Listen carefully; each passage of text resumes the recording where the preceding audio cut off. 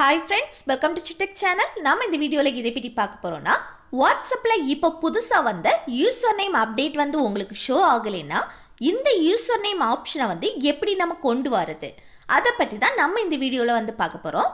Friends, வீடியோக்குள்ள போறதுக்கு முன்னாடி நம்ம சேனலை ஃபர்ஸ்ட் டைம் பார்க்கறீங்கன்னா சப்ஸ்கிரைப் பண்ணுங்க. இந்த வீடியோ உங்களுக்கு பிடிச்சிருந்தா லைக் பண்ணி சப்போர்ட் பண்ணுங்க. ஓகே, இந்த வீடியோக்குள்ள போகலாமா?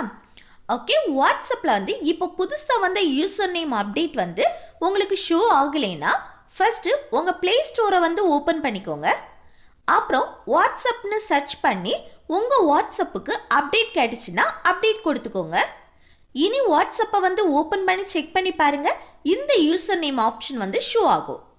இப்போவும் உங்களுக்கு இந்த யூசர் நேம் ஆப்ஷன் வந்து ஷோ ஆகலைன்னா கொஞ்சம் வெயிட் பண்ணுங்க. இந்த யூசர் நேம் ஆப்ஷன் வந்து இப்போ வந்தனால கொஞ்சம் டைம் எடுக்கும். ஸோ கொஞ்சம் வெயிட் பண்ணிக்கோங்க.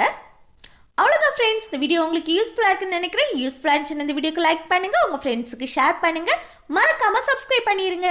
ஓகே, நெக்ஸ்ட் வீடியோவில் பார்க்கலாம். தேங்க்ஸ் ஃபார் வாட்சிங்.